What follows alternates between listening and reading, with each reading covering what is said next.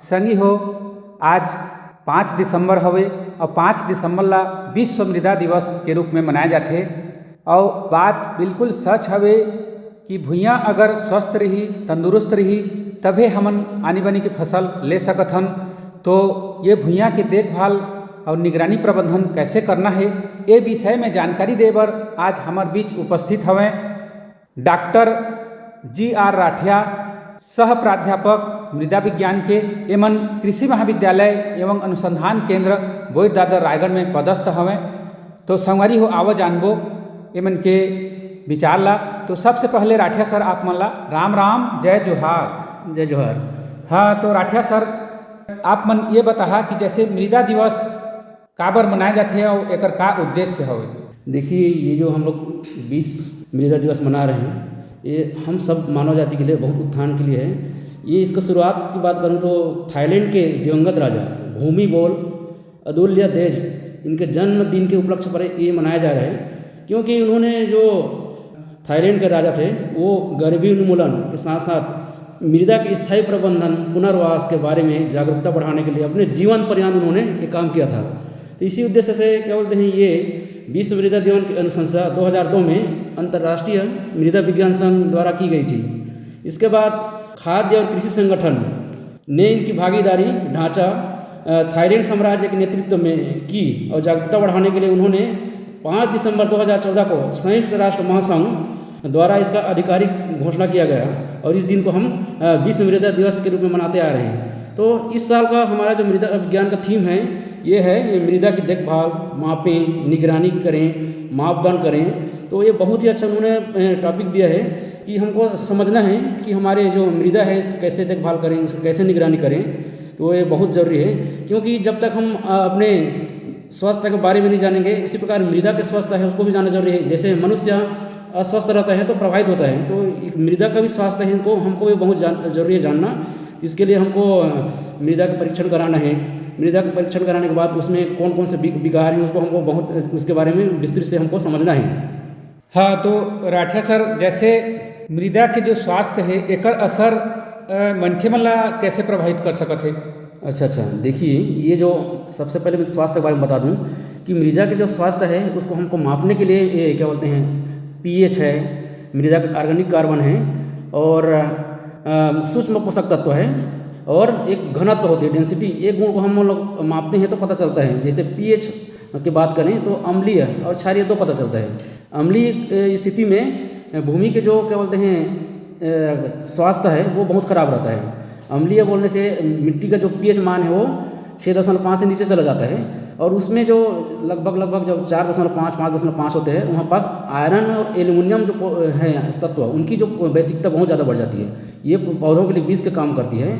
ठीक है, तो जो हम लोग नाइट्रोजन डालते हैं भूमि में यूरिया के रूप में, उसको हमारे यूरिया को पौधा नाइट्रेट रूप में ग्रहण करता है।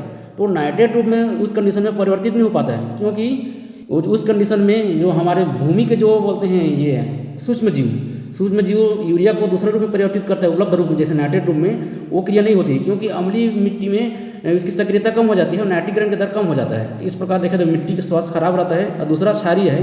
क्षारीय में भी क्या बोलते हैं, सोडियम है, नमक की मात्रा एकत्रित हो जाता है, तो वो पौधा में जलन पैदा करते हैं। इस प्रकार अम्लीय क्षारीय दो मिट्टी की जो स्वास्थ्य खराब को प्रदर्शित करते हैं। और दूसरा है ऑर्गेनिक कार्बन की बात करें हम लोग, तो ऑर्गेनिक कार्बन भी क्या बोलते हैं मिट्टी के स्वास्थ्य को इंडिकेटर है, क्योंकि ऑर्गेनिक कार्बन का लेवल अगर 0.8 से कम है तो हमारे भूमि की दशा खराब है, वहाँ मतलब स्वस्थ नहीं है। इसी प्रकार से क्या बोलते हैं नाइट्रोजन हमारा क्या बोलते हैं 300 किलोग्राम के आसपास होना चाहिए। फास्फोरस भी लगभग 25 किलोग्राम के आसपास होना चाहिए। ये मृदा की स्वस्थ दशा को प्रदर्शित करता है। इस प्रकार का अगर मिट्टी नहीं है तो हमारे लिए बीमारी है।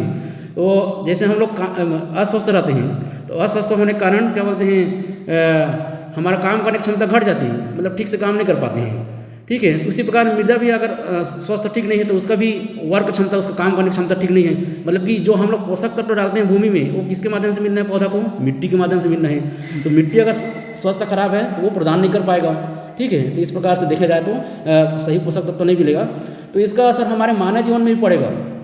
जैसे धरती को बोला गया है कि माँ के रूप में संकेत दिया गया है। ठीक है, तो जिस प्रकार से माँ अपने घर को कैसे प्रबंध करके रखती है, देखभाल करके रखती है, वैसे ही हमारे मृदा को भी हमको माँ के रूप में अगर मान रहे हैं तो उसको हमको देखभाल करना जरूरी है। तो इसको अगर जैसे मान लीजिए मैं बताया कि अभी पोषक तत्व कमी, एक उदाहरण देना चाहूँगा मैं।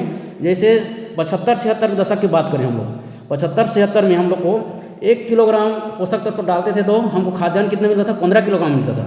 और जब वही कंडीशन 80 में घटकर 12 किलो हो गया और आज के समय में हमको 1 किलोग्राम पोषक तत्व डाल रहे हैं तो 8 किलोग्राम मात्रा मिल रहा है। इस प्रकार से हम लोग निश्चित रूप से हम लोग बैलेंस रूप में मृदा में उर्वरक वगैरह नहीं डाल रहे हैं, इसका प्रभाव पड़ रहा है, मृदा का स्वास्थ्य खराब हो रहा है। और हमको ये क्या बोलते हैं, इस प्रकार का अगर दशा रहा तो मान लीजिए एक और है, इसके साथ साथ जैसे सूक्ष्म पोषक तत्व है उसकी भी मात्रा जमीन में कम है। अगर जमीन में कम रहने से पौधा भी ग्रहण कम करेगा। तो जैसे जिंक के बारे में जानते हैं हम लोग, शिशु रहते हैं हमारे छोटे बच्चा, उनको जिंक की डोज दिया जाता है ताकि उनका विकास हो, वृद्धि हो, उनका ब्रेन का विकास हो। उसमें क्या बोलते हैं एंटीबायोटिक गुण आता है। इस प्रकार जिंक की कमी होने से जो हमारे वजन में कम आएगा तो हमारे स्वास्थ्य पर असर पड़ेगा। जैसे आयरन एक पोषक तत्व है, ये भी महत्वपूर्ण है। आयरन क्या क्या है, हीमोग्लोबिन बढ़ाने के लिए जरूरत है। अगर हमारी जमीन में हीमोग्लोबिन कम रहेगा तो हमारे खाद्यान्न में आयरन की मात्रा कम आएगा और इस प्रकार से एनीमिया के शिकार हो सकते हैं। तो इस प्रकार से हमारे मानव जीवन में सीधा इसका संबंध है। और एक चीज़ और हमको देखने को मिल रहा है, भारत में तो देखा जाए तो कम है इसकी मात्रा, लेकिन विदेशों में जैसे अफ्रीकन है, यूरोपियन कंट्री है, इसमें लगभग 2000 के आसपास केसेस मिल चुका है। क्या बोलते हैं नाइट्रेट, ठीक है, यूरिया डालते हैं तो उसका 20 रुपये आता है, नाइट्रेट आता है। तो हमको अंधाधुंध यूरिया का भी उपयोग नहीं करना है। अंधाधुंध क्या बोलते हैं यूरिया उपयोग करेंगे तो नाइट्रेट की मात्रा हमारे पानी है, ठीक है, जल के स्रोत में आ जाएगा तो वो भी नुकसानदेह है। जैसे जल स्रोत में आ गए 10 मिलीग्राम पर लीटर से अधिक है तो हमारे नुकसानदेह है। ये नाइट्रेट अगर बहुत ज़्यादा में आएगा पानी में तो हमारे जो बच्चे खास करके उसके लिए बीमारी पैदा करता है, ब्लू बेबी सिंड्रोम करके। तो ये ब्लू बेबी सिंड्रोम के कारण ऑक्सीजन सप्लाई कम होता है और मस्तिष्क में ऑक्सीजन कम सप्लाई होता है और उसको मृत्यु भी हो सकता है। इस प्रकार से ये समस्या मानव जीवन में है।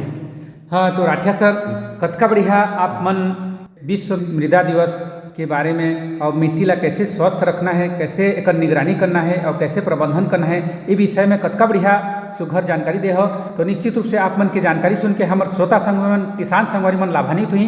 अतकी बढ़िया जानकारी देवो एक खातिर बड़ा आप मन ला बहुत बहुत धन्यवाद और आप मन ला राम राम, जय जोहार। जय जोहार।